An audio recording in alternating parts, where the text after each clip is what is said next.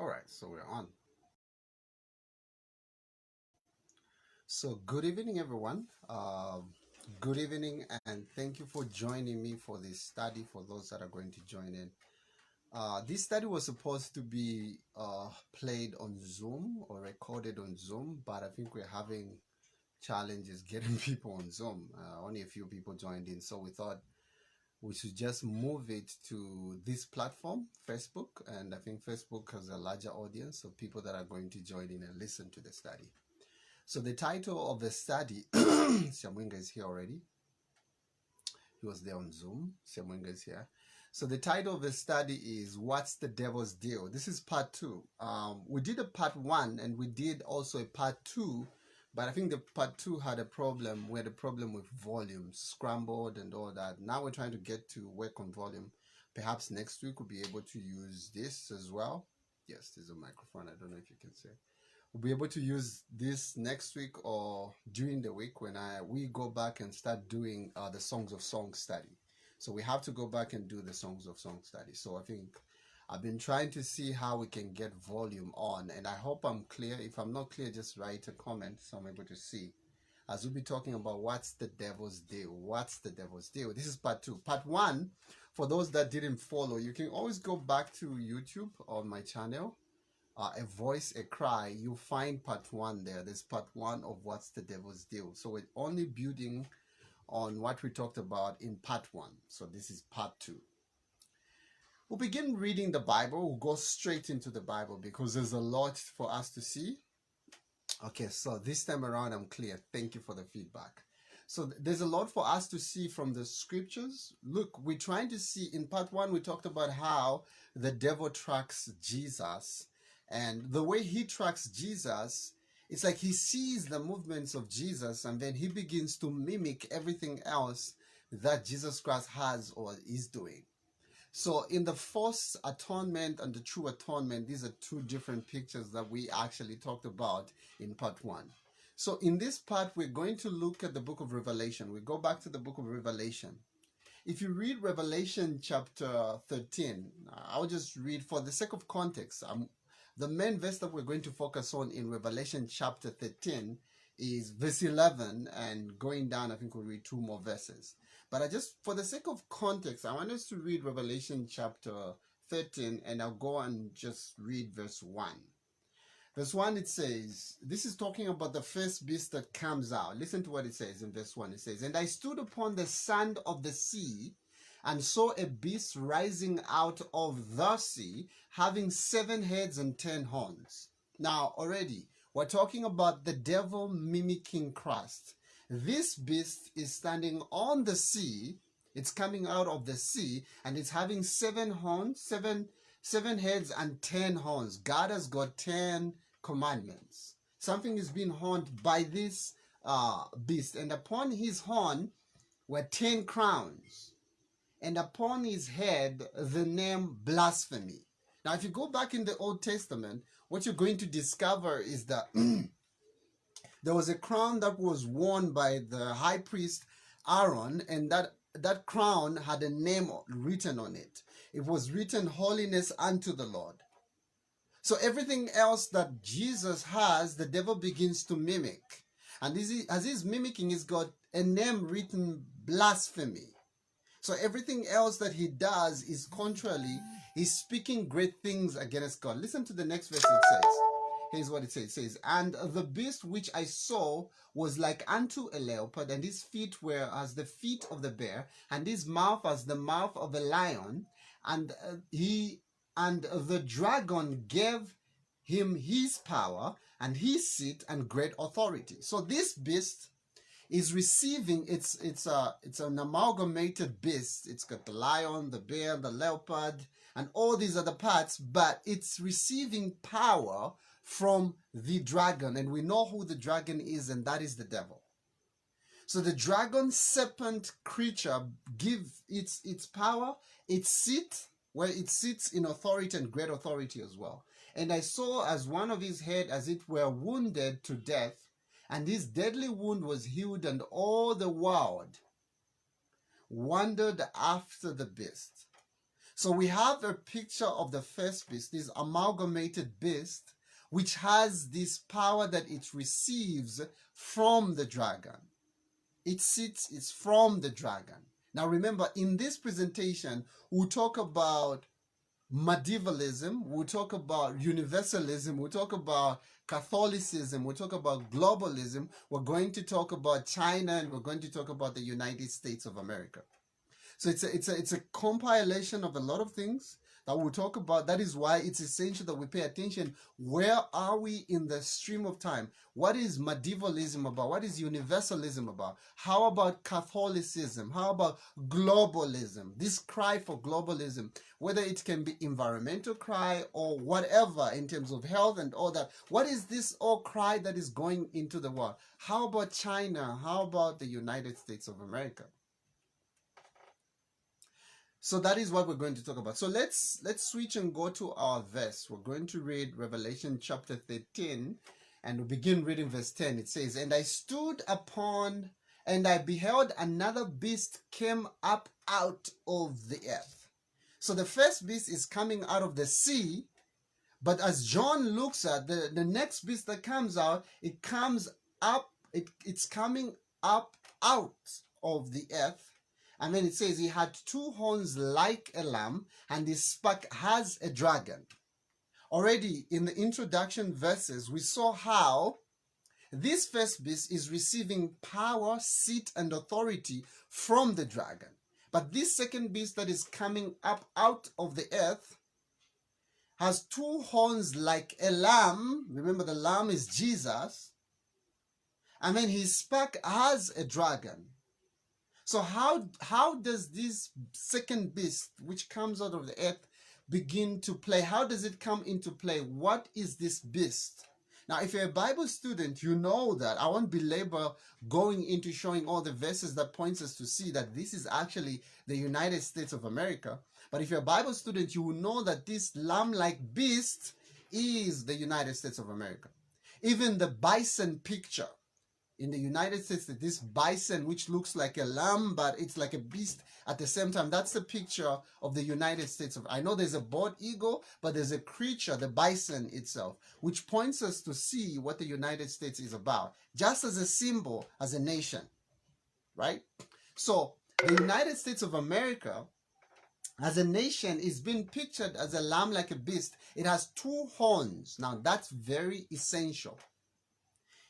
When the United States in the 1700s was being established, or when they begin to settle as a nation, one of the things that we see, the core principles that guided that nation, that great nation, was freedom, liberty, and this freedom of thought and speech was couched in its governance, in its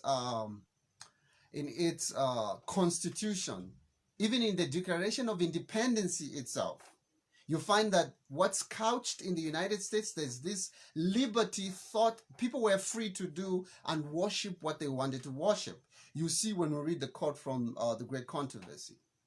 Now, let me read to you The Great Controversy, page 442. Listen to what it says. Talking about this lamb-like beast which comes out of the earth. It comes up out. Now, that's very essential. The words themselves are very essential. When it says it's coming up out, there is something which is being communicated to us from the scriptures. Listen to what it says. Great Controversy, page 442. It says, the lamb-like beast horn that have been indicated indicate youth, innocence, and gentleness, fitly representing the character of the United States when presented to when prophecy is coming up in 1798. So the two horns are representing innocence, youth, and gentleness. And fitly, this is the character of the United States when it was coming up in 1798. It's different from the first beast, which is Rome, which comes out of the sea, it comes out of Europe, it comes out of the people.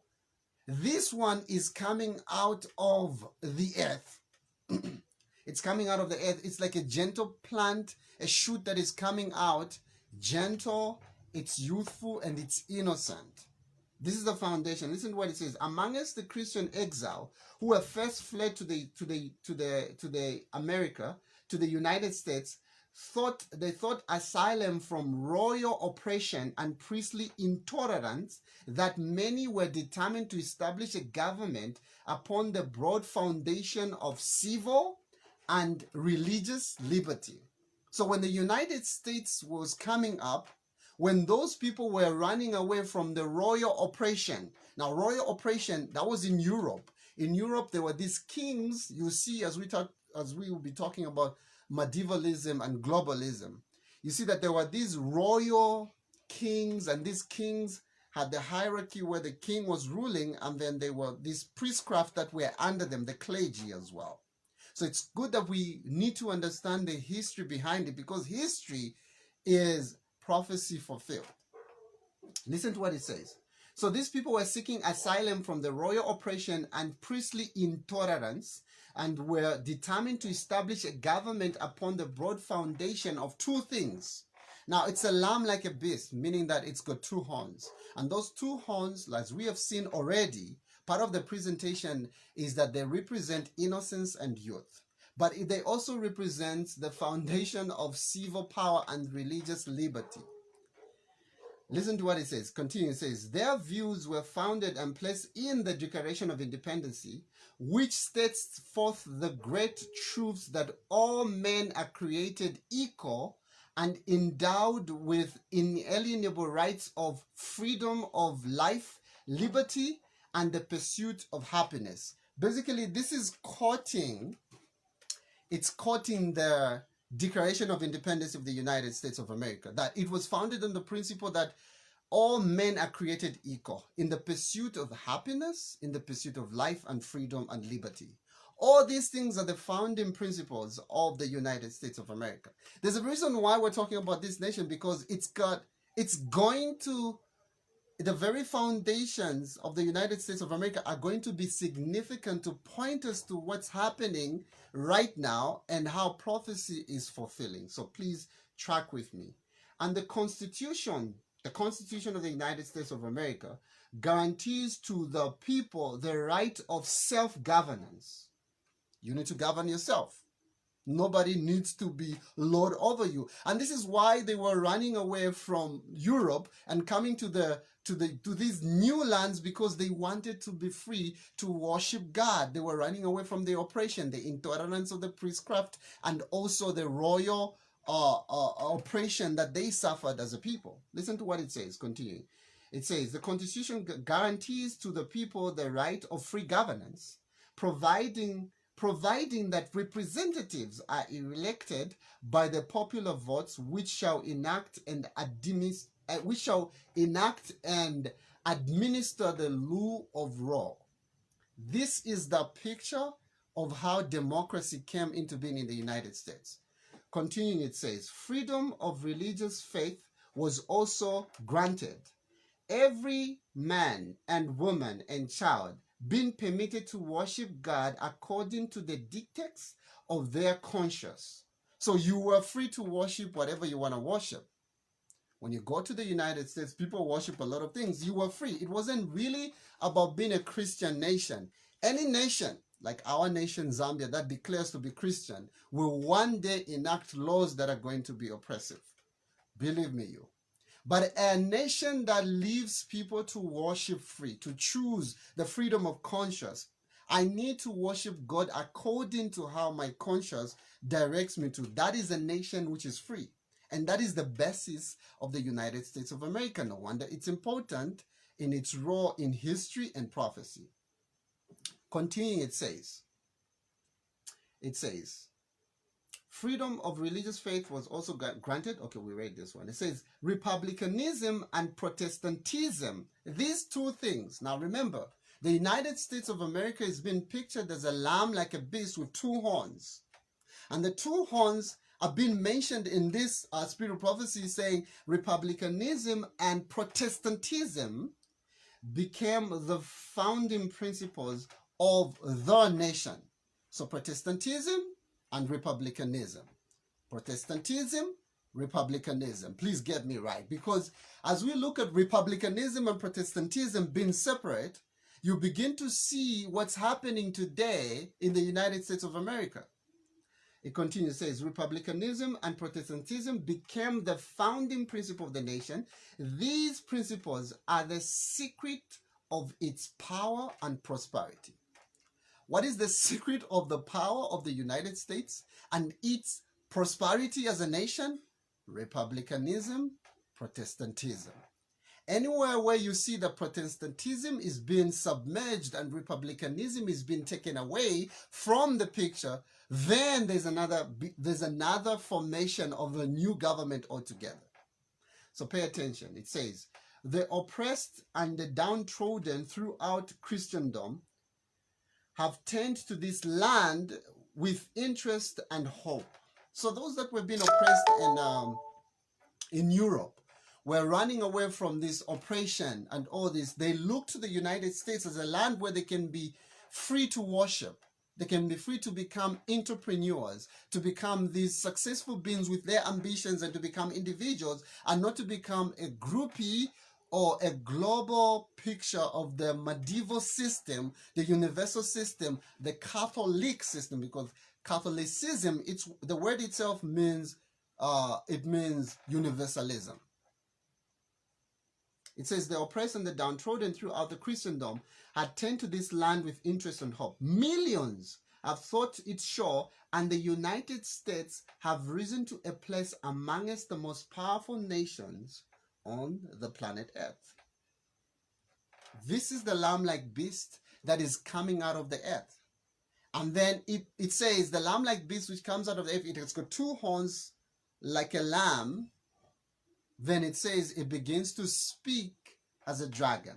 Now let's read Revelation chapter 13 verse 12. Listen, it says, and he, this beast that we've just identified from the spirit of prophecy, he exercised all the power of the first beast that we read when we started the study. Remember, there was the beast that came out of the sea. That beast that came out of the sea had power. Now remember, we saw, according to verse 3 of Revelation chapter 13, that beast received its power from the dragon. It receives its seat and authority, great authority, from the dragon. And from the scriptures, we know that the dragon is referring to that old serpent, the devil. So when the United States begins to speak, listen to what it says in verse 12 of Revelation chapter 12. It says, and he exercised all the power of the first beast before him, and causes the earth and they that dwell therein to worship the first beast, whose deadly wound was healed. So the role of the United States is that it begins to bring us back to medieval time, to purple time when Rome was in power, to the Middle Ages. And we are going to spend time looking at the Middle Ages and what principles really governed the Dark Ages, the Middle Ages. We spend time in this study looking at all these facts so that we see where we are and how this beast is going to speak as a dragon. As a dragon. Now the lamb-like, listen to what this says. We're still reading Great Controversy. We're going back to Great Controversy, page 442, paragraph 1. It says, the lamb-like beast, the lamb-like horns, the horns that are two, which are lamb-like. Now remember, in the Bible, the lamb is Jesus, lamb-like. When the Son of Man sets you free, you'll be free indeed. Lamb-like. It says the lamb-like horns and the dragon voice of the symbol point to a striking contrast between the profession and the practice of the nation thus represented.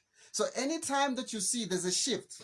Now, Revelation chapter 13, verse 11 just told us that this lamb-like beast will begin to speak as a dragon. Now, when a nation begins to speak, it's going to speak through its legislative power and through its judicial system. That's how a nation speaks. Now listen to what it says. Now when you see that there's a lamb-like and then there's a dragon, this is a different contrast to what this nation was all about when it was founded. Listen to what it says. It says, the speaking of the nation is an action of its legislative and judicial authority. That's how a nation is going to speak. But they're going to speak as a dragon. And we know who the dragon is. Continuing, it says, by such action, it will give light to those liberties, and peaceful principles which it was therefore founded upon in its policy. The prediction that it will speak as a dragon and exercise all the power of the first beast, which is the purple beast, plainly foretells a development of the spirit of intolerance and persecution that will manifest by the nations represented by the dragon and the leopard-like beasts. Please follow me clearly. I'm going to read that slowly and surely because I don't want you to miss, because we're going to look at another nation, which is a dragon-like nation. Because here we're told that there are nations. That's a plural. That's not just one nation. More than one. Listen to what it says. The prediction that it will speak as a dragon and exercise all the power of the first beast, which is the purple beast that we read about, plainly foretells a development of the spirit of intolerance and persecution that was manifested in the medieval times and the ancient times. This spirit of intolerance and persecution was manifested by the nations, plural, represented by the dragon, the devil, and the leopard-like beast, which we just saw on top there. So there are nations which are dragon-driven nations. If you Google the dragon nations and go back and look at the dragon nations in history, you begin to see that is why we have all these recent cartoons that are coming up talking about how to train a dragon. The Vikings nations and all these other nations, Babylonian nations and all these nations were under the dragon nations. All these cartoons don't just pop up and then you see these Vikings that are training all these and children are watching. It's ancient medievalism being referred to. These are dragon nations. Now, a dragon nation is a nation being driven by a dragon. They have a dragon spirit, and we know who the dragon is. So I'm going to read that again because it's very essential to this study. It's going to give us the foundation to this study. Thank you for joining us, Diana. So listen to what it says. The prediction that it will speak as a dragon and exercise all the power of the first beast, which is the purple beast, plainly foretells the development of the spirit of intolerance and persecution that was manifested by the nations, represented by the dragon and the leopard-like beast. And the statement that the beast with the two horns, lamb-like beast with the two horns, it will cause the earth and they that dwell therein to worship the first beast, the purple beast, indicates that the authority of this nation is to be exercised in enforcing some observance which shall be an act of homage to the purple beast. So who's going to be leading nations into giving back homage and power and authority to the purple beast that was wounded? It will be this lamb-like beast, which is the United States of America, according to prophecy. This is what is going to happen. Now, I want you to put that phrase that I repeated. I think I repeated 4 times, 5 times. The nations represented as dragon nations, very essential. Let's continue reading the quote. It says, such actions would be, this is Great Controversy, page 442, paragraph 1. It says, such actions would be directly contrary to the principle of this government, to the genius of its free institutions, to the direct and solemn avowal of the Declaration of Independence, and to the Constitution. So anytime you see such actions being taken, America mimicking dragon nations, we're going to look at one of the dragon nations. Well, anytime you see America mimicking dragon nations, you begin to see that it's losing or repudiating its constitutional values and principles.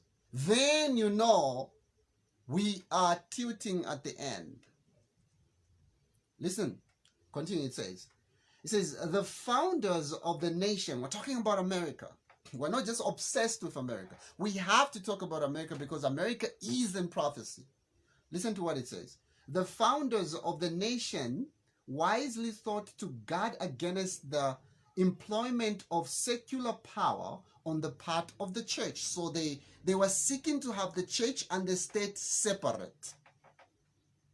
They wisely thought for, and says, with its inevitable result, the inevitable result of uniting church and state is intolerance and persecution.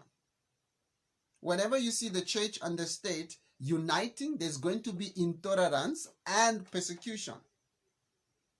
It says, so what we have seen so far from the verses and from the court, I'm going to be slow now. What we have seen so far is that ancient medievalism, ancient purpose system will be brought back into present reality by this lamb-like beast power, which is the United States of America. Summary of it. That's what we have seen. Ancient medievalism will be brought back into reality, into view, by this lamb-like beast.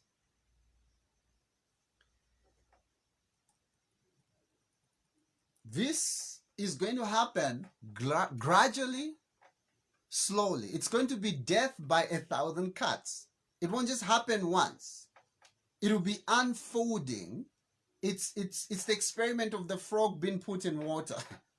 A lot of things will be taken away from the individuals. By the time they realize it, they are boiling in hot water and it's kind of hard to jump out. If you jump out, you jump into the fire. So this is what we have seen about the United States of America from the Spirit of Prophecy and from the Bible. Now, I want us to segue just a little bit and start looking at China. What is China? And what's its role in prophecy? Because you can't ignore the influence of China. If you do that and bury your head in the sand, we have the coronavirus because of China. Just to mention. So what is China? We have a pandemic because of China. What's going on? What's up with China? Does it have a role to play in prophecy? Now remember, the quote that we read, please don't lose it. We talked about these dragon nations that are full of intolerance and persecution. That in ancient times ushered in the persecution of Christians. So what's the deal with China? What's the devil's deal with China?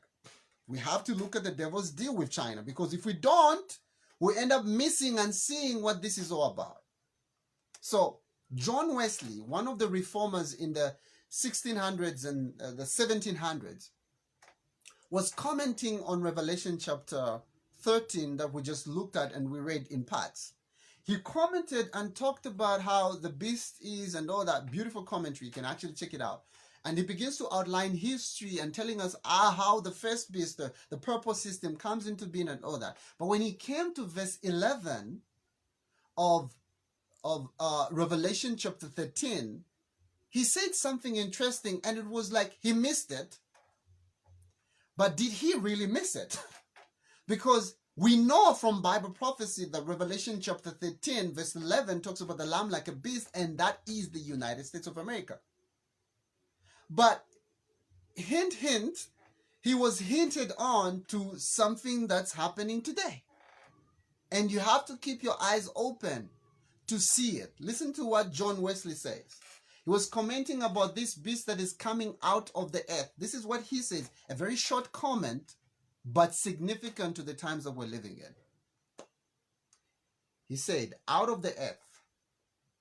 Then he writes, he says, out of Asia. But he is not yet come. That was in the 1700s. Though he cannot be far, for he is to appear at the end of the 4 42 months of the first beast. This is his comment. So John Wesley, the reformer, as he was writing and seeing, he says, this is going to come out of Asia. So he thought the lamb-like beast is coming out of Asia, because even the word Asia itself is the land or the earth. So we could say he missed it. He didn't know that it's actually the United States of America, the lamb-like beast. But he was onto something when he says out of Asia. So China is a nation that is coming out of Asia. The question I have for you is, what is China? Is China a dragon nation? Are there dragons in China? Please, somebody answer me. Is China a dragon nation? Does China have a dragon as a symbol of its nation? Ask yourself those questions. Because when you begin to see it from what it is a dragon nation. And how do we know it's a dragon nation? And does it speak as a dragon? Remember, when a nation begins to speak as a dragon, it speaks through its legislative system and through its judicial system. That's how it starts to speak. The levels of intolerance and persecution. Please Google for me China and persecutions of Christians, please, if you have to. Remember the quote that we read? I'll go back to the quote because it's essential, because this is not talking about just one nation in terms of intolerance. It's talking about nations that manifested the spirit of the dragon, of persecution. And right now, China tops. So the United States is going to speak as a dragon. And when you see, even when there were elections in the United States, there were issues with China and the Democratic Party. There were issues with that. So you can't miss that. You cannot miss this commentary by John Wesley and just bypass it like it means nothing. It means something to add on. It doesn't take away what we already know about the United States being a lamb-like beast, but it begins to open our eyes to see these relations, these relations with the Communist Party and the United States. Where does it lead to? It begins to broaden our understanding about prophecy and where we stand this time. So China, a dragon nation. It is out of Asia. China is a dragon nation. So when you see in the United States a ruling party in bed with a dragon nation like China, then you're beginning to see how the United States is going to speak as a dragon. Please note, other nations. It's not just one nation. Let me go back and read the quote. I want just to go back or scroll down or scroll up just to read to you the quote. Listen to what it says. Great controversy.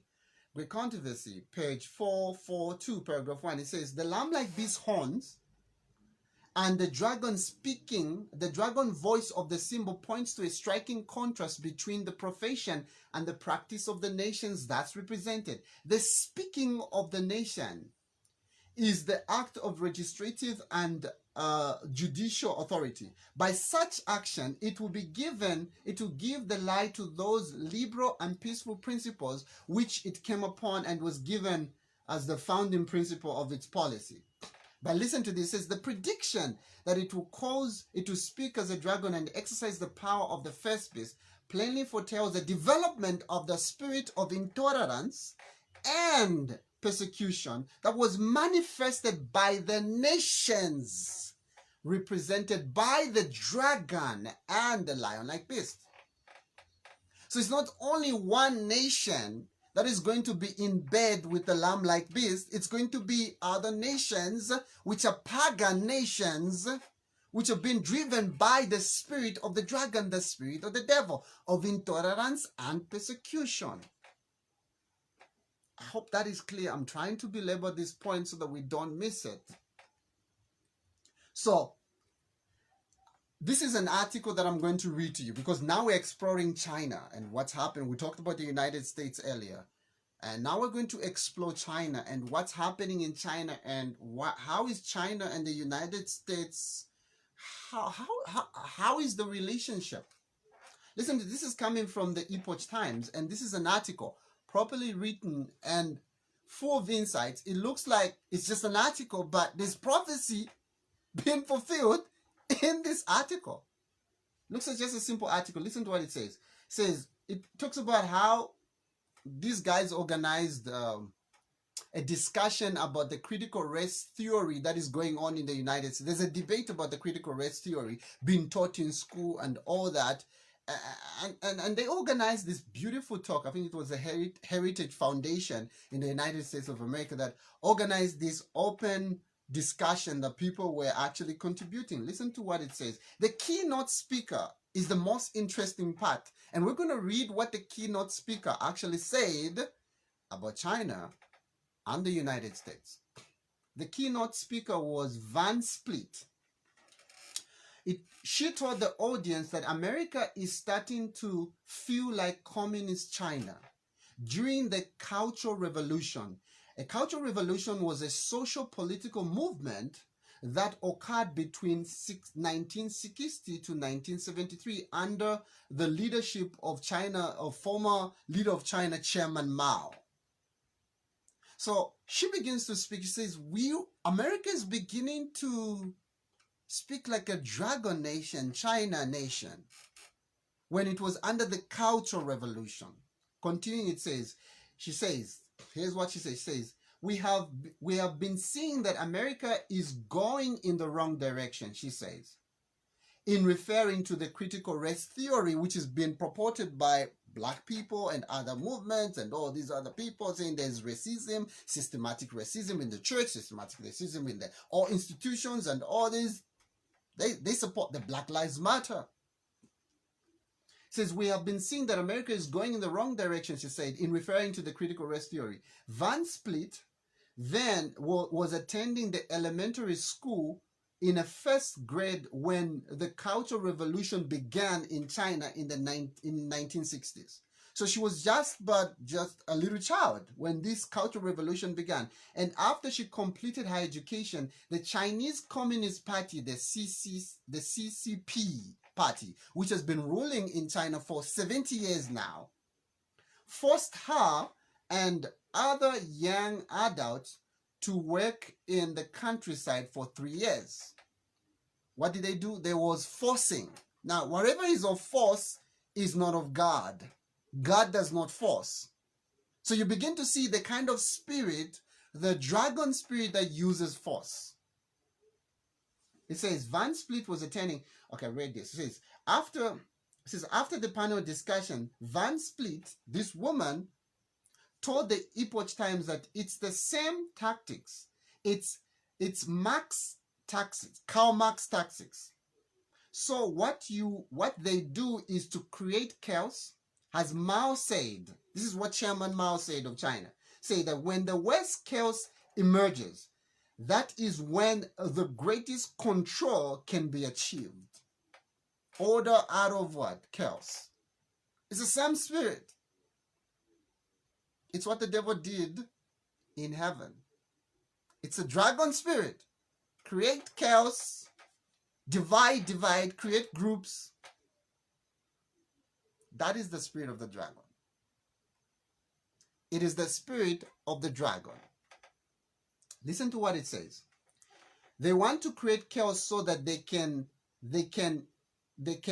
overpower the existing systems. And cancel culture, this cancel culture, when you speak something against the government, they cancel you. Speak something against the vaccine, they cancel you. Against the pandemic, they cancel you. This cancel culture is the same because what the people want to do here is to overthrow the American founding principles. Now, we just read from the Spirit of Prophecy the founding principles. The pursuit of happiness, the ability to exist as a free nation, free governance, free enterprise, to religious liberty, to be able to have freedom of thought, freedom of speech. So that's what they want to do. Just like in China, to overthrow the traditional culture and our civilization. I did not want to go public. This is what she says. This is what Van says. This woman says, I did not want to go public. It's difficult for the Chinese. For the Chinese, most of us would rather just keep quiet. But now I feel like it's really not about me, but it's about America. So she's not wanting to gain popularity by coming out and starting speaking about this is resembling China. But she says this is not about me, it's about America. She continues, I want America to know that what's happening today is communism taking over.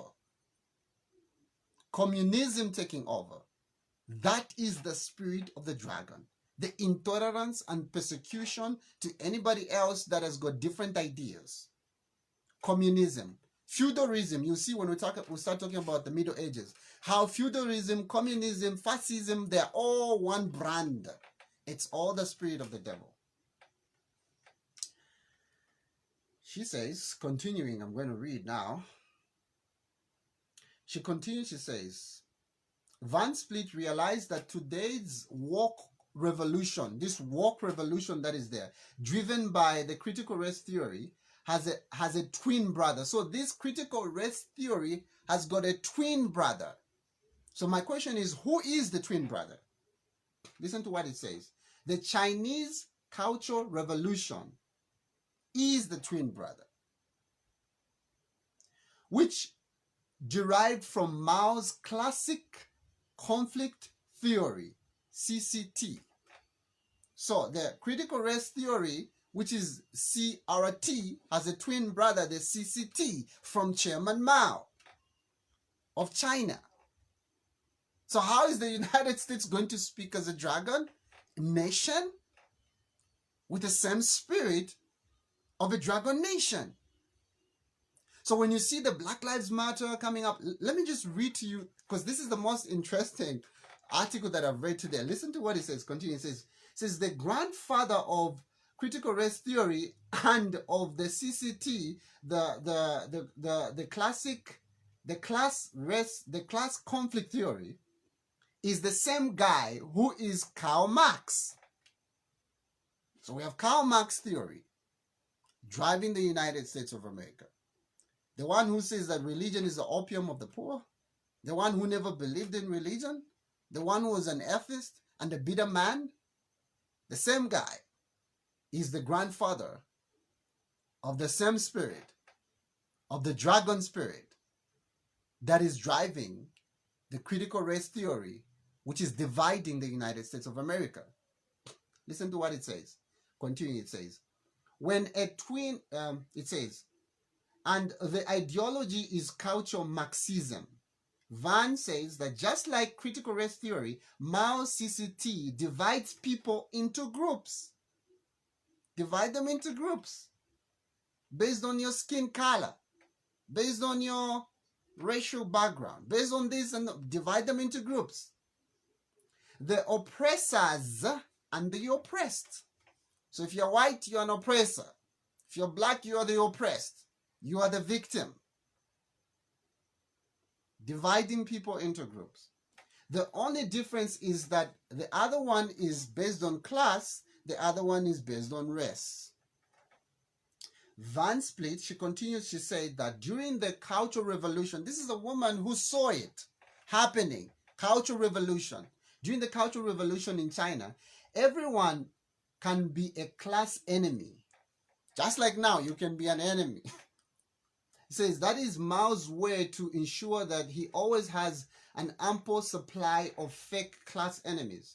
Similarly, the critical race theory creates a fake racial division and redefinition of the concept and the definition of racism. So there's a new way of being a racist now. It's all been redefined now. So so dividing people and pitting them against each other is the hallmark of Marxism. And that is the business of the model of the CCP, the Chinese Communist Party, and the critical race theory. During the Cultural Revolution, Van witnessed that some students were violent with each other and with other teachers. She says that Mao launched the Cultural Revolution by unleashing the Red Guards to create chaos. Unleash the young people, the Red Guards, to create chaos. The Red Guards were communist youth that were led by Mao to persecute those that were identified as the CCP's enemies. They resorted to violence. Listen to what they resorted to now. They resorted to violence. Is violence happening? Was violence in South Africa? They resorted to looting, rioting, and destroying all the non-enforcement, the police being taken away, and the court system being negated. This is what is happening today. Medievalism has taken root today. The lamb-like beast is about to speak as a dragon. What exactly, listen to this. It says that's what exactly we saw in the United States in the streets last year. That was what was happening last year. She said, referring to the riots which were organized by Black Lives Matter activists. Furthermore, Vance believes that there is no difference between the social justice warriors of today in America and Mao's Red Guards. This is a woman who experienced what was happening in the Cultural Revolution in China during Chairman Mao's rule and what's happening right now in the United States of America. And she says, there's no difference. These social justice warriors, you see, even those that are in the church, even those that are pastors in Adventism. I heard a pastor, I won't mention who, because you love your pastors more than you love the truth. So I won't mention who. But I heard a pastor say, what is happening right now when this systematic racism is going on that's what's going to happen to God's people. Like equating the very spirit of the enemy and not knowing the difference. Not knowing the difference. So they support the Black Lives Matter. They get all these banners and these churches are joining in and going into the streets, and these pastors are saying, we support Black Lives Matter. And not knowing they're imbibing in the spirit of the dragon. Of the dragon nation.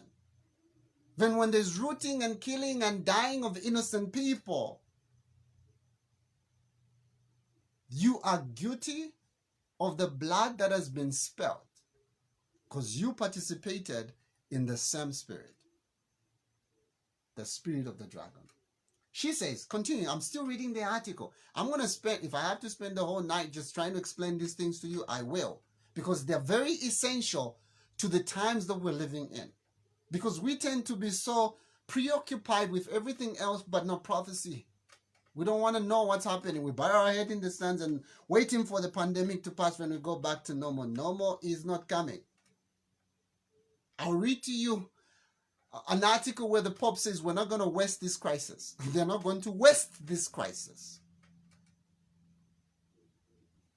She says she also ordered that these Red Guards that were there during the time of Chairman Mao to destroy the 4 odes. The old ideas, the old culture, the old customs, and the old habits. New normal. Create a new normal. They tore down all the statues of their gods, and the temples were destroyed, and they destroyed personal properties of other people, such as antiques furnitures and the family furnitures that people own. All the things were actually being destroyed. Mao's Red Guards also changed the street's name.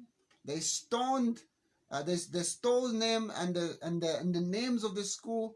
So what we're seeing, there is nothing new under the sun. I'm just reading to you what happened during the 1960s, during the Cultural Revolution in China and the spirit that drove them, and what's happening in America today and in other countries such as South Africa, the rooting and the killing of other people based on, oh, these are foreigners. And this is the spirit of the dragon.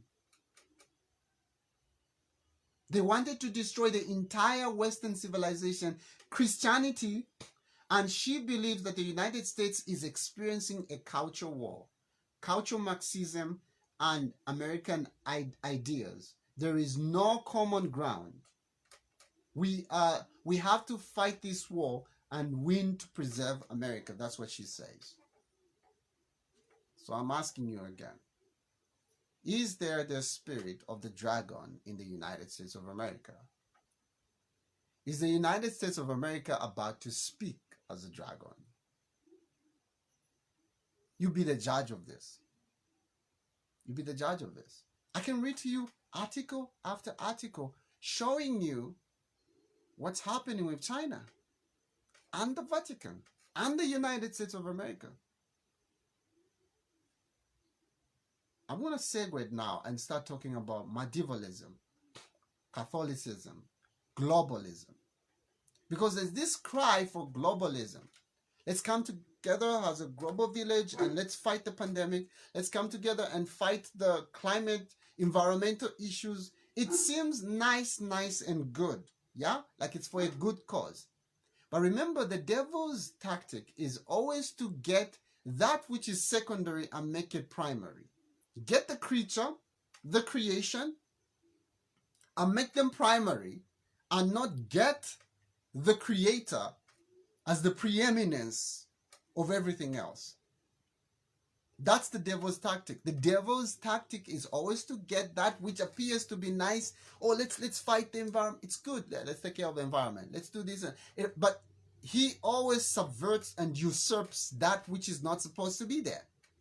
That is why he left his own state and he was chased away from heaven. He wanted to be like the Most High. He didn't accept being content. The covetousness of his nature, that's the devil's tactic. That's the devil's deal. Now let's look at globalism, medievalism, Catholicism. So I'll be reading to you because this is well-researched information. If you can't spend time reading the books, at least listen to someone who's read the books so that at least you can be informed, so that you get information which will put you in formation with your high priest who is working hard in the most holy place. You come into formation, you have the right kind of faith to exercise during the time that we're living in, so that you're not blind to what's going on in the world today. We can be willfully blind, but God has given us everything.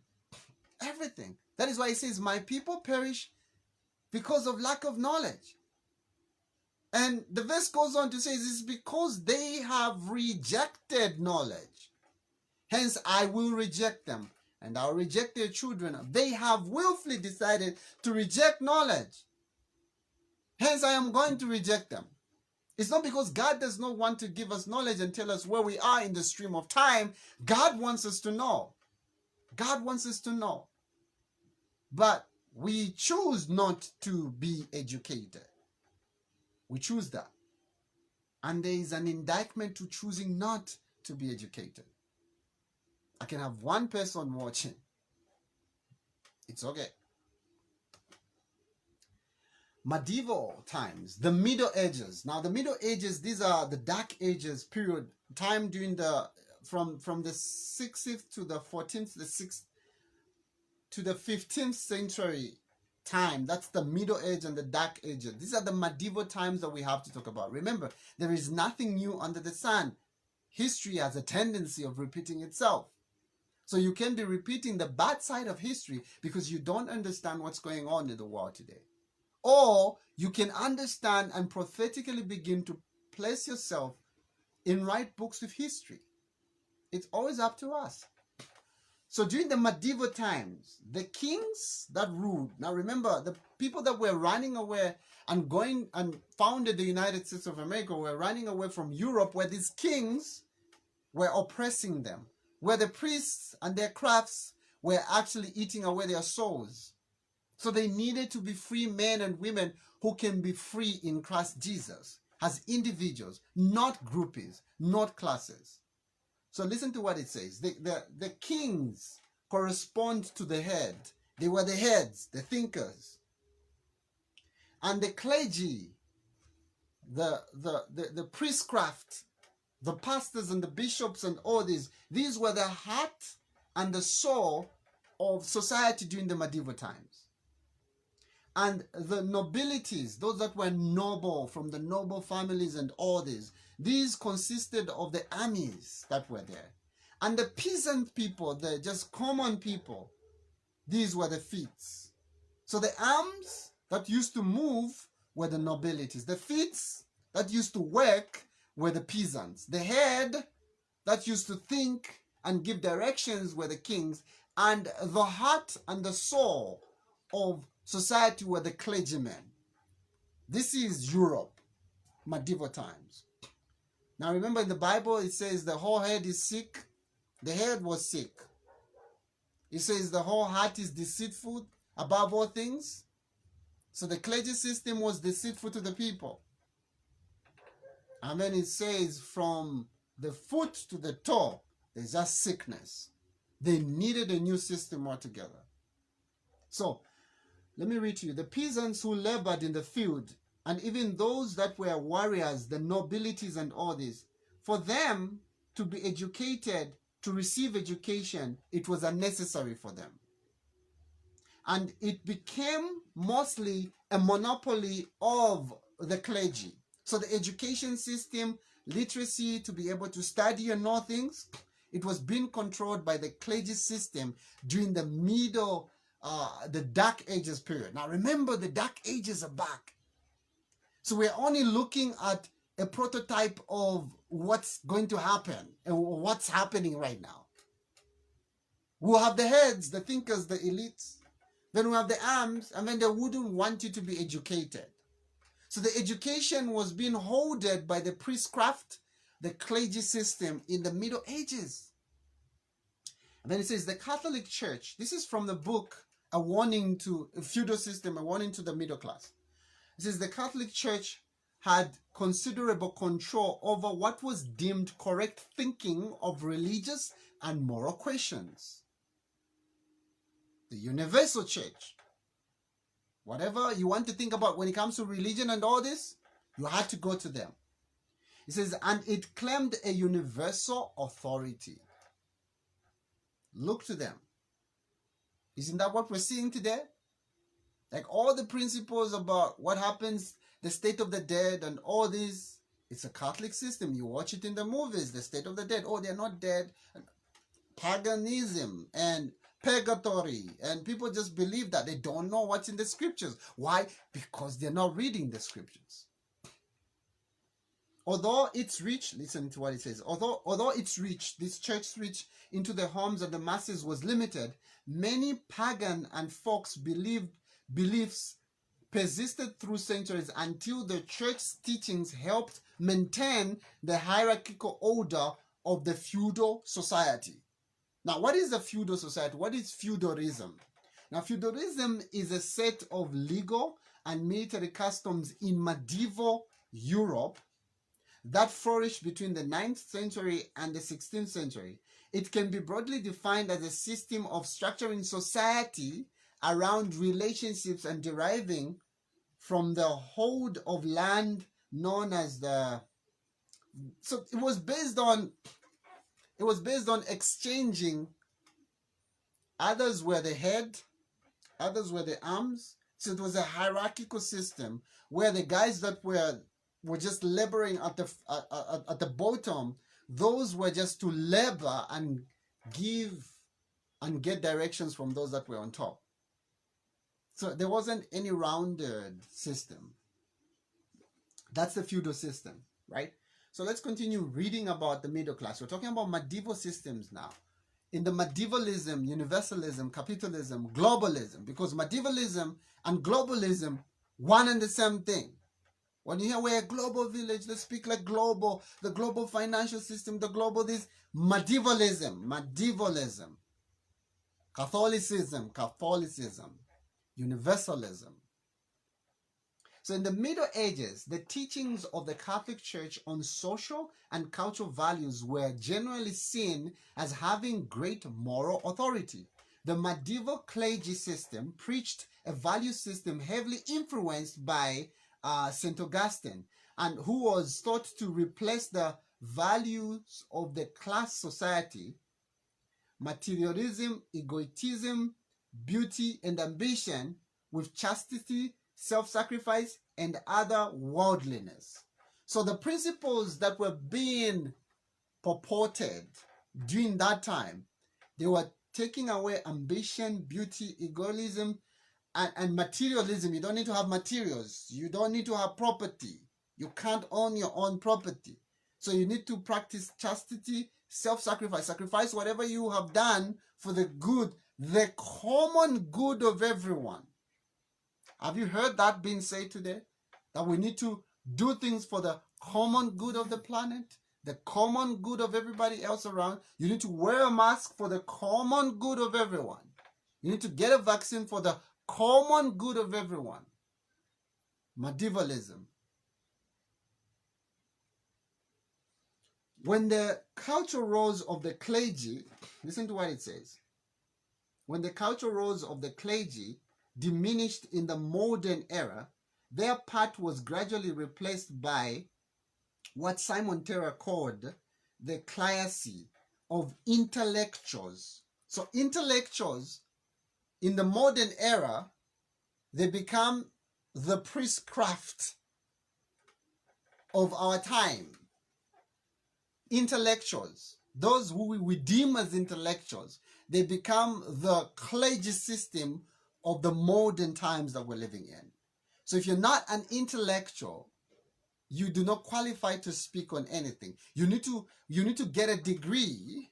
You need to get a doctorate for you to qualify to say on some of these things. You just can't be ambitious and read and find out things for yourself. No, we need an intellectual. We need a doctor. We need someone with a doctorate to come and explain things to us. So this is what replaced the clergy. Religious clergies remain as part of this system, and throughout the whole, it grew for some secular power and all this. Today's clergy's system include, these are the classis system or the clergy system that we have. We have a priestcraft down here. Remember what we talked about in part 1 of What's the Devil's Deal? That he has cast down the truth to the ground. He's cast down the sanctuary system of God, and he's established a false system here. So in his false system of the sanctuary system, he has a priestcraft down here. It's not just, oh, when I go to church, I go and talk to the priest who's there. No. They are also intellectuals. The Jesuits are all over. They are in the universities. They are all over the place. These are intellectuals. This is the craft system, the priestcraft system that is driving society. This is the heart and the soul of so many societies. Listen to what it says. It says, the modern, today's priestcraft includes university professors, scientists, public intellectuals, head of charitable organizations, such as Bill Gates. Priestcraft system of the new medieval system. Charitable organization. So they can speak to you and tell you what to do. They can tell you, do this, get a vaccination, get a mask, do this and all this, because we deem them to be, they're very charitable. They give money, they love you, and they care for you. Right? Remember, the path to hell is paved with good intentions. When the devil stood up in heaven, he didn't say, I want to mess up heaven. He says he wanted to better heaven. So not everything that looks good and holy is from God. So why are we so dumb that we don't use the brains that God has given us to think? There is no more critical thinking. Even those we call educated people during our time are not educated, but they're indoctrinated. They can't think. They can't think. They can't think. Let me give you a very silly practical example. For example, I'm in here, I don't wear a mask when I'm at home. And I hope you're not wearing a mask when you're at home. And when we meet at church, we're taught to wear a mask and social distance with the people that I came from home. And you're also taught the same, don't sit. But we all came from home, we're not wearing a mask when we're at home. That's just an example.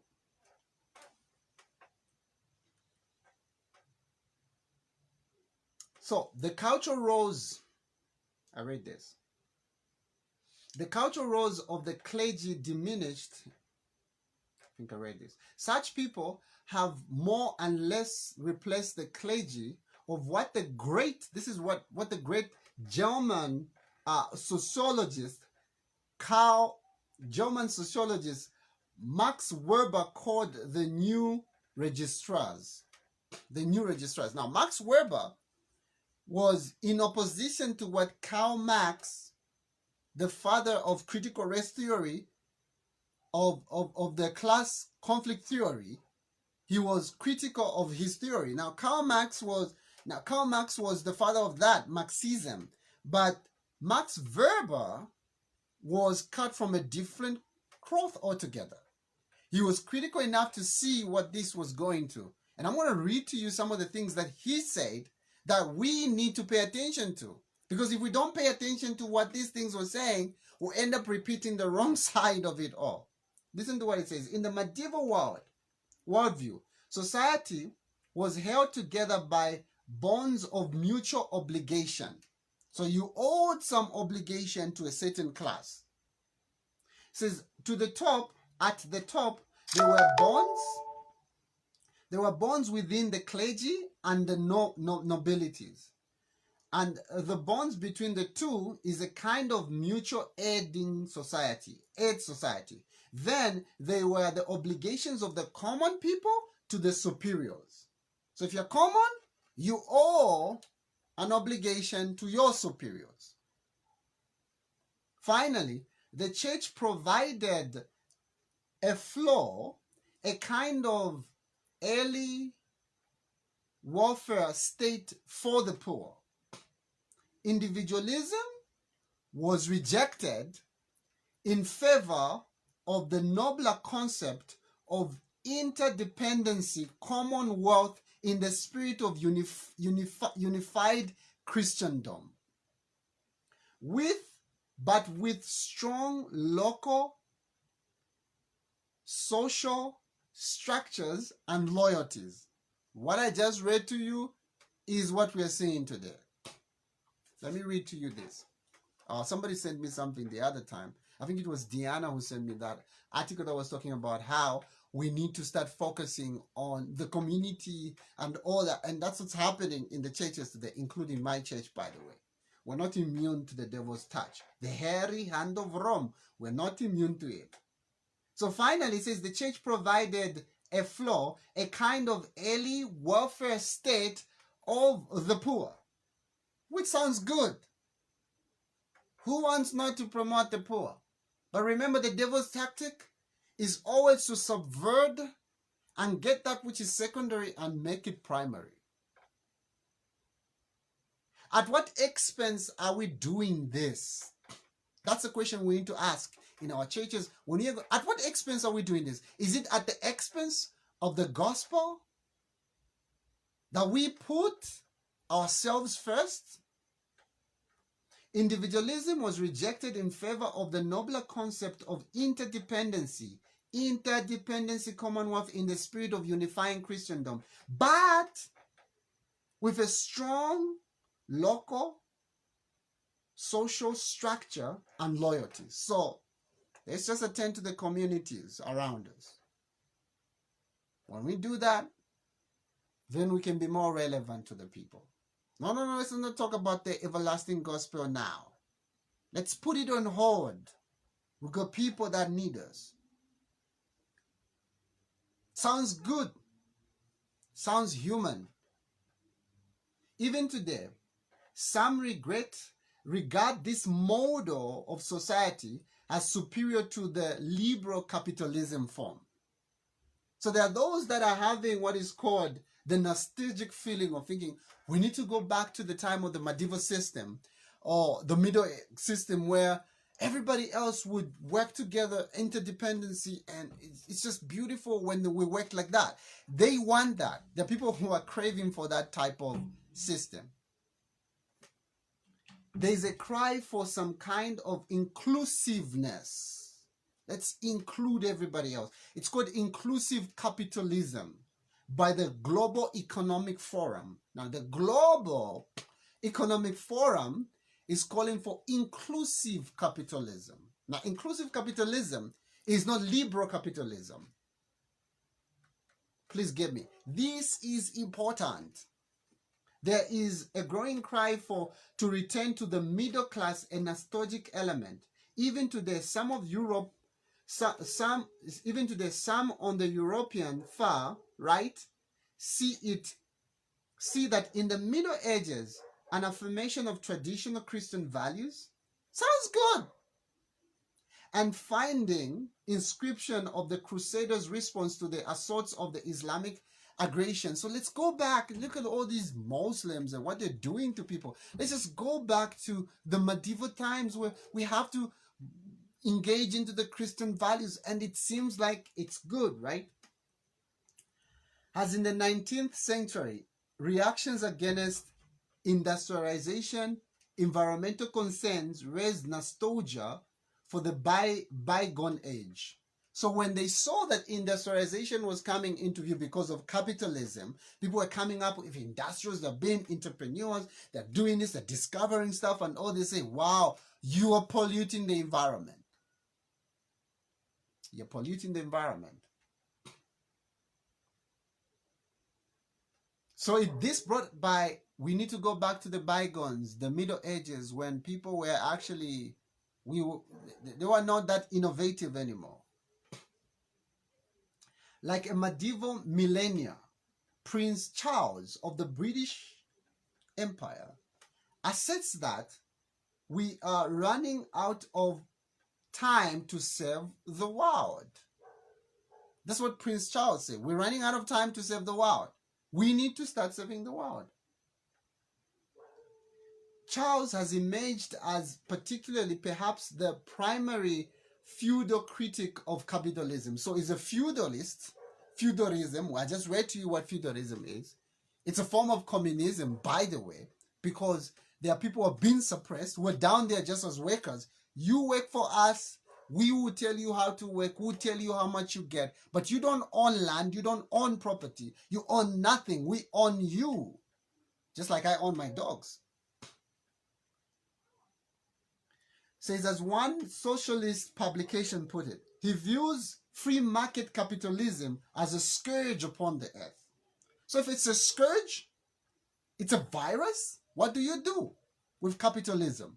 If you view capitalism and its ideas of free market, everybody's free to do whatever they want, and the free conscious market, if you view it as a scourge, what are you going to do?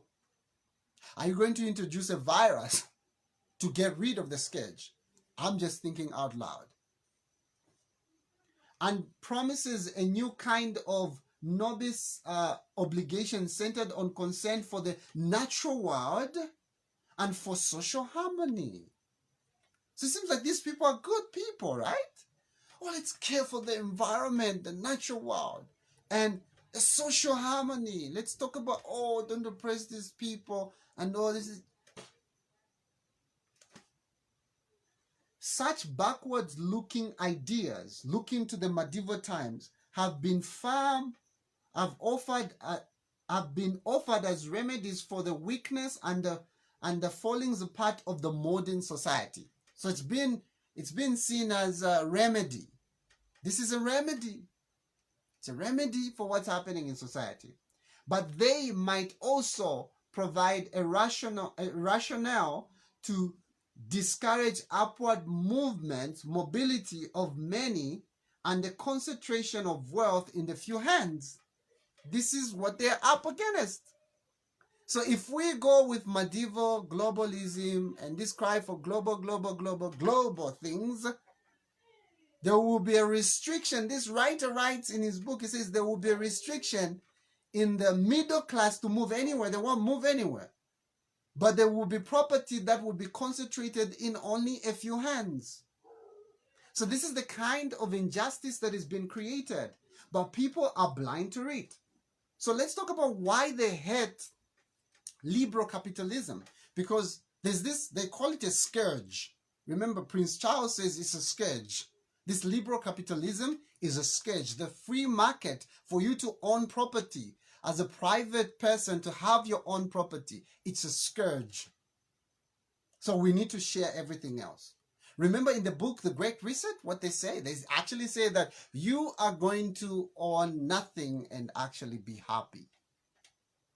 You own nothing and you're going to be happy. They're coming up with a system that is going to allow you to own nothing and actually be happy. So let's talk about liberal capitalism and what it does to the feudal system and what it does to the communist system, because the liberal capitalism does something to them. That is why they call it a scourge, a virus that needs to be eradicated. So it says liberal capitalism weakened and dissolved the feudal order.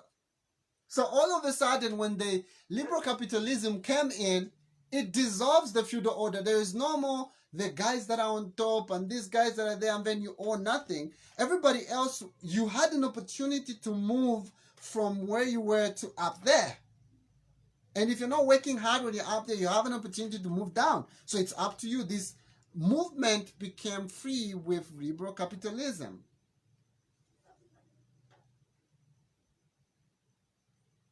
It weakened and dissolved the feudal order, allowing for a robust middle class to rise.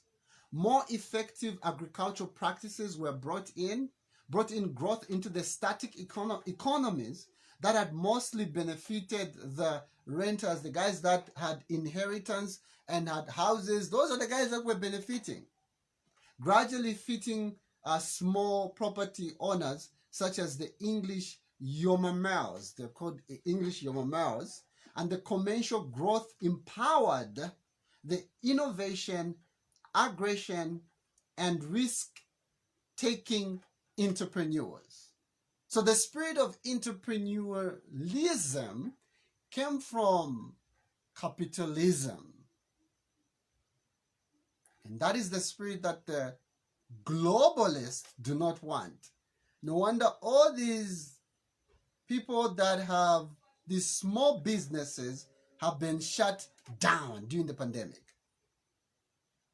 So that everybody else starts looking to them as the gods who are going to give you little crumbs from their little tables and just give you crumbs because they own the money. No wonder they don't want to open up the world. The devil is a genius. He's a genius. He's done it. He's brought back medievalism. The wound of the beast is healing. It's healing right before our eyes, and we're just like, oh, it's going to pass. We're going to go back to normal. Everything. You're not going back to normal. Wake up. There is no more going back to normal. Everything has been changed. Listen to what it says. New technology expanded trade. New ideas came in. Developing institutions were transformed. The feudal society beyond recognition. It was no longer there. There was no more, you are the boss. I can actually be on top of you. If I play my cards right and I'm honest in my trade, I can actually be on top of you. This is the spirit they don't want. They don't want that. Where class privileges remain in places over a shifting base, particularly in France, and the third estate rose up in violent assault of the last surge of feudalism. In France, people were like, well, you have it more, let's now take you down. So, this is what we're getting at. Just give me a second. Just give me a second.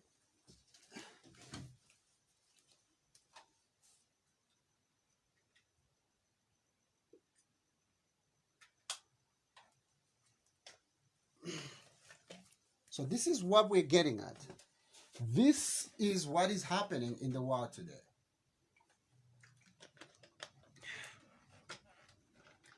Entrepreneurs who chipped away from the feudal order, the entrepreneurs, the guys that came up and started doing their own things and all that, did not generally come from the nobilities and all that, who were in, the nobilities were prohibited and discouraged to engage in commerce. So these entrepreneurs just came from different areas, like the poor classes. They started doing stuff on their own. This is the medieval times. I'm trying to read to you the medieval times, because the medieval times are here. When you talk about globalism, this is what this is about. So the aristocracy's elites did sometimes give value funds to, and sponsored the entrepreneurs of their time, many of whom were from groups that had long been persecuted. So the entrepreneurs of the middle class, the Middle Ages, the Dark Ages, the guys that were entrepreneurs, those guys were the guys that were being persecuted, including the workers and the descending Protestants, as well as the Jews that were being persecuted. These were the people that were entrepreneurs, the Protestants, the workers, and the Jews. They're the guys that came up with stuff, and they started doing that in the free spirit that they had. These commercial risk takers played a major part in creating our modern world today, as their technological improvement opened for trade routes. Buildings of cities ushered in an era of unprecedented economic growth. This is what began to happen when people became entrepreneurs. This was the spirit of capitalism, which they detest and call it a scourge, a virus that needs to be dealt with. So my thoughts so far are this. Okay, I don't know how many hours we've gone into this study. My thoughts so far is this. If the medieval church of that time, which was the Roman Catholic Church, and the noble elites of that time, the guys that were on top and controlling society of past ages, they supported the feudal system, the feudalism system of the hierarchy and all this, as a concept of the ruling society. Where did the liberal concept of capitalism come from? Because it didn't come from them. Where did it come from? Which did away with this type of economic concept? Because the liberal concept of capitalism, when it came in, it started doing away with everything that was medieval, everything that was class and all these other stuff that were there. It did away with that. So where did this spirit come from? It came, as we saw already, and we're going to discover more. It came from those that liberated themselves from the feudal system, from the oppression of the kings, from the oppression of the Catholic system, and ran away and started building their own enterprises. In Hungary, in all these different, in Scotland, different areas in America, this is where capitalism came from. And most of these people, I'll just give it to you. Before we read it, I'll give it to you, were Protestants. So we can safely say that the liberal capitalism system is a Protestant ethic. There's actually a book that was written, an entire book written by Max Weber, that great sociologist who wrote about the Protestant ethic and capitalism. You can trace those things in that book. So it's not a stretch of reality to think that capitalism is a concept that came from the Protestant movement. It's not a stretch of reality. Please bear with me. I'm trying to give you a lot of things, trying to introduce you to medievalism so that you begin to see it when people are talking about globalism. So, is it a stretch? It's not a stretch of reality. Now, liberal capitalism laid the basis of the Western economic supremacy. It laid the basis, the foundation of it. Just like Protestantism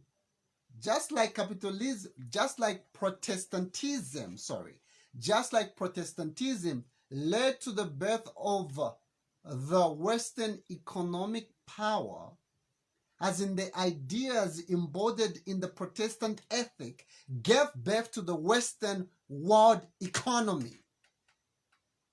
The Western world economy was given birth by Protestantism. to be hardworking, to put in all your effort, to be entrepreneur, to be ambitious. It was a Protestant ethic. So I'm going to read to you something very interesting. It will seem like I'm stretching things out, but I'm not. I'm actually just trying to put things, take you to where these studies are going, because this is part 2. In part 3, we're going to spend much more time looking at Christ and what this is all about. What Christ was, what Jesus was to ancient Israel, what he was to ancient Israel, is what capitalism is to the modern world. And I know this statement sounds like a stretch, but it's worth stating and stretching, because you begin to see where the spirit of concepts come from. So what Jesus Christ is to ancient Israel is what capitalism is to the modern world. So you remove the pin that is holding the whole structure, the whole thing comes down. It caves in. What happened? Let me read to you a quote. I'm going to read to you a quotation. Just a short one. Then I'm going to explain to you what happened to the Jewish economy when they denied Jesus. This is from First Selected Messages,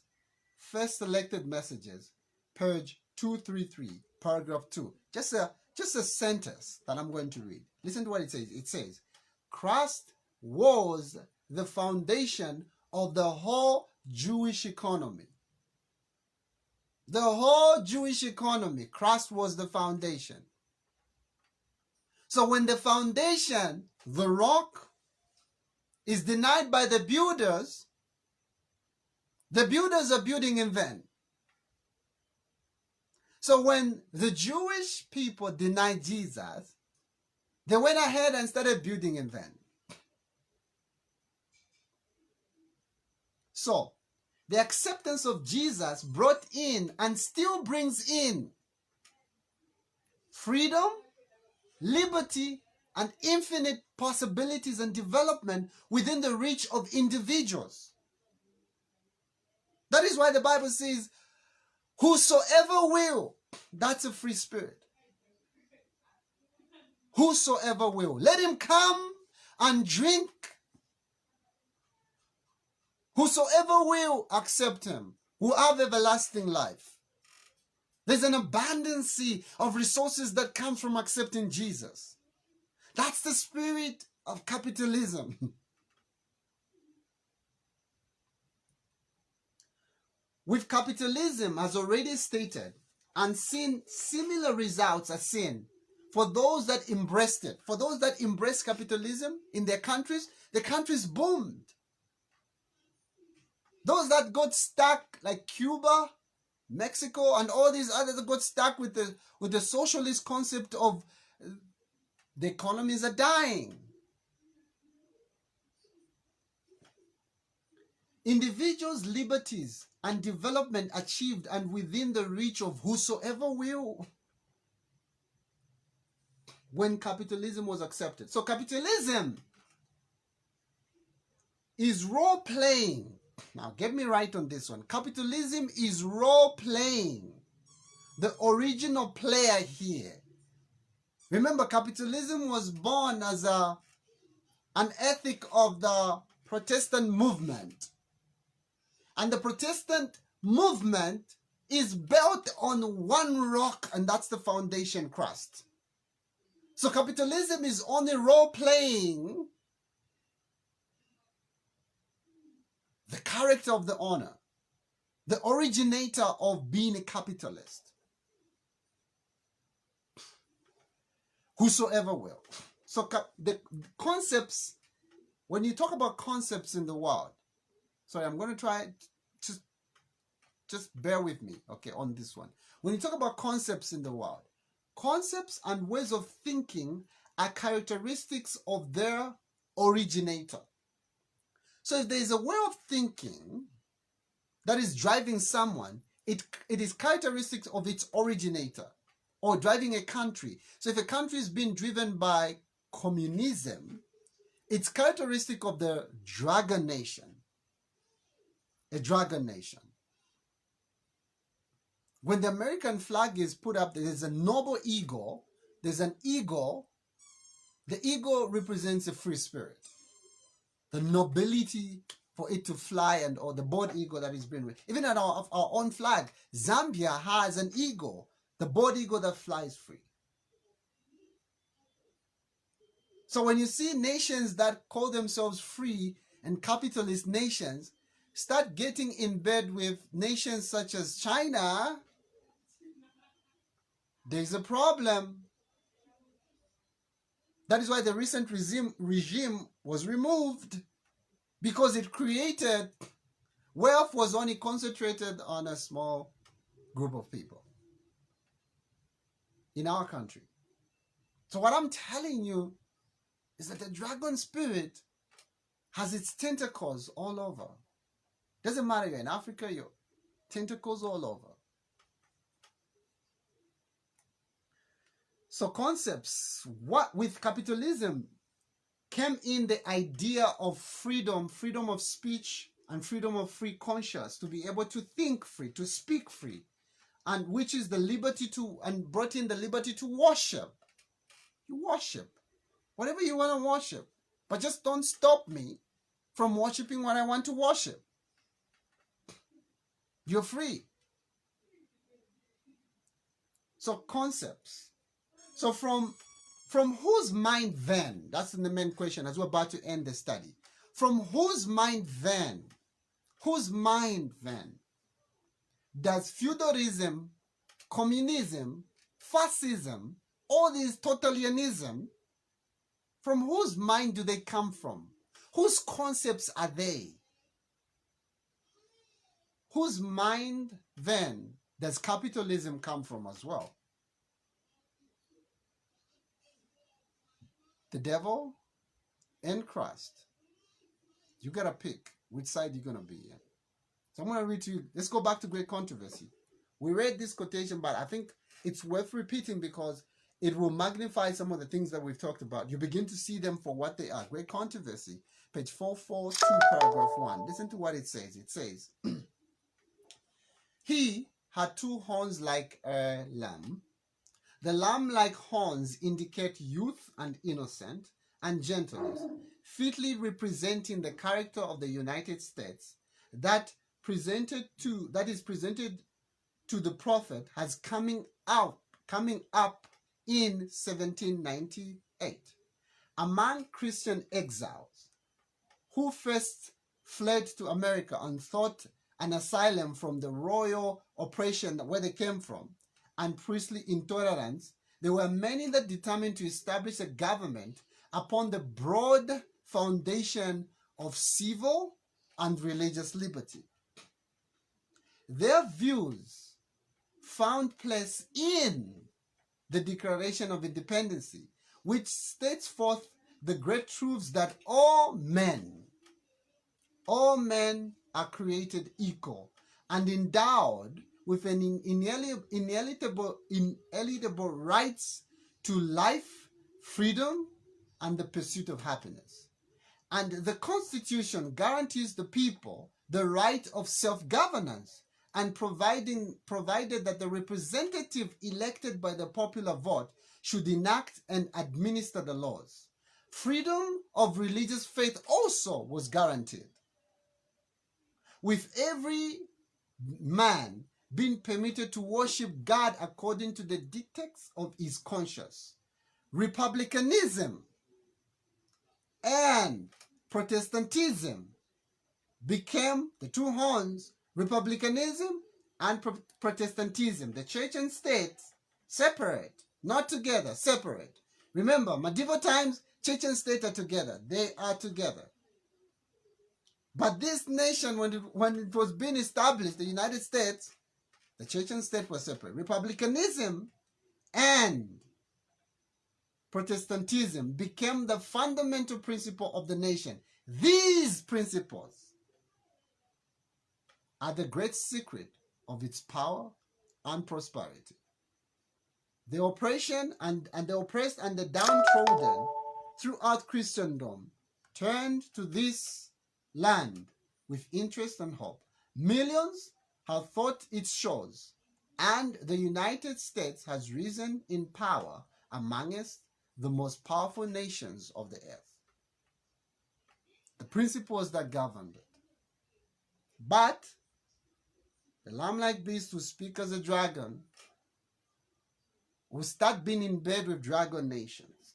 And you exercise all the powers of the first beast, the purple system, or the medieval system, or the feudal system that we just looked at, and cause the earth and they that dwell therein to worship the first beast. It's going to channel worship back to where it needs to go. That's the first beast. So let's listen. Let me just read to you this last thing, and then we'll close here. It says Weber, that's Max Weber, who was contrary to the talking about the principles of Karl Marx, wished to demonstrate that one important source of the modern work ethic and oriented to material success, which he called the spirit of capitalism, is located outside the realm of this world's utilitarian concept of business asterisks. Every human avets and the evolution concept of progress or the economic interest of heroic capitalism cannot explain its origin. So you can go and look for origin wherever you can go. You won't find it. So Weber came to this conclusion. This was Max Weber's conclusion of how the world became so prosperous under the modern era of capitalism. This is what he said.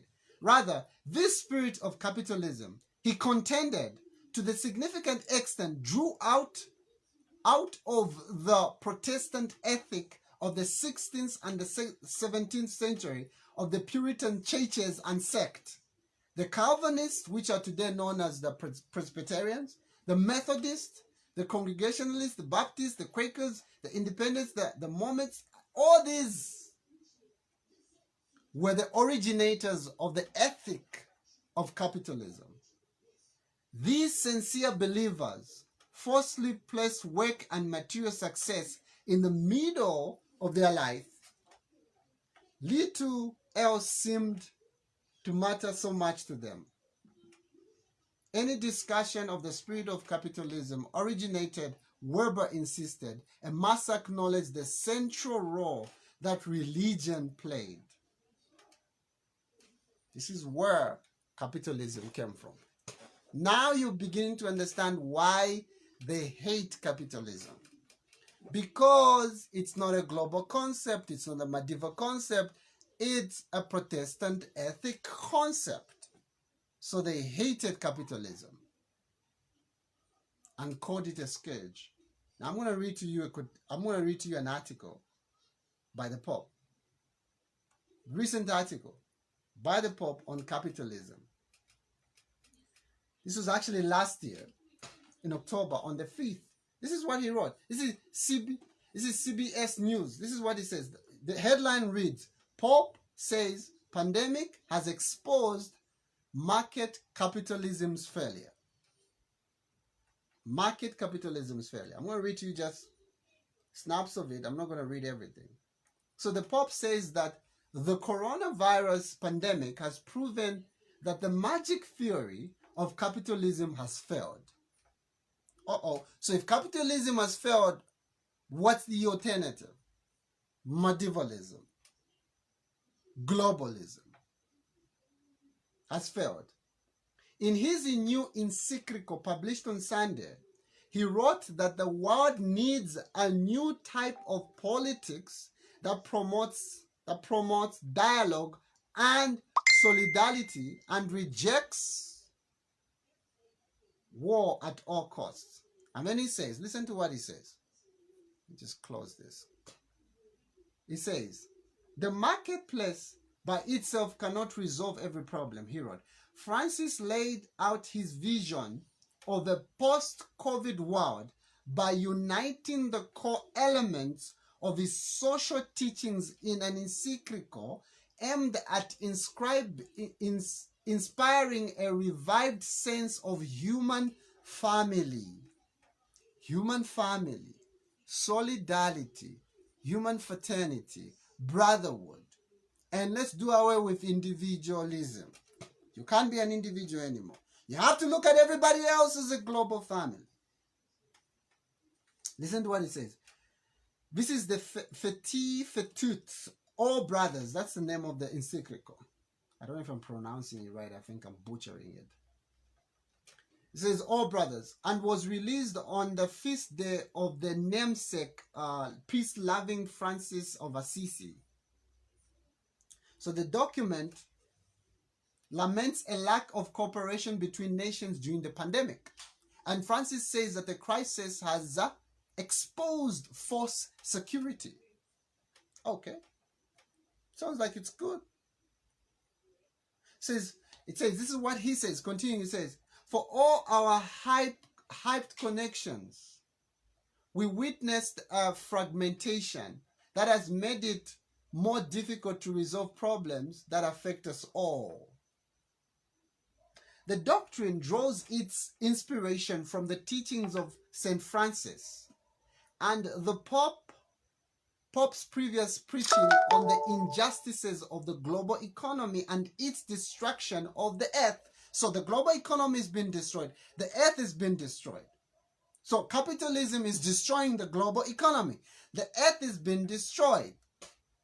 Well, capitalism promotes industrialism. Industrialism, you're polluting the earth. So if you're polluting the earth, let's go back. Let's have the nostalgic feeling of going back into the medieval system, the Middle Age system, where people were not that ambitious. I'm just reading to you this. It says, on doctrine of justifying war as a means of legitimate defense, and says that it had too broadly applied over the centuries and was no longer valuable. So the capitalism system is no longer viable. It's not needed. It is very difficult in our days to involve the rational, critical, elaborate in early centuries to think of the possibility of the just war. Francis wrote. Listen to what he says. Aside from, I'm trying to pick which one will pinpoint some of the things I say. He says, Francis has stated, writing in his encyclical, that the third of his pontificate before the corona struck and it broke the dialogue of the human family falling apart, going into beyond the problems that are posed by the outbreak. He said that the pandemic, however, has confirmed his belief that the current political and economic institution must be reformed to address the legitimate needs of the people most harmed by the virus. This is why. So they're saying it has failed. I could read the whole article, but I think I don't have much time for that. So capitalism has failed. Let's do away with it. The question is, what's the alternative? You can't remove the fence without asking why the fence was put there. And what are you going to replace this fence with? What's the alternative? So I'm going to read to you the last quotation now from Testimonies, Volume 5, page 451. This is the last quotation I'm going to read. And we're going to stop here. And we'll pick it up next week and start talking about what is really the devil mimicking. When he calls upon this global village, what is he really mimicking? Because remember, he is always mimicking something.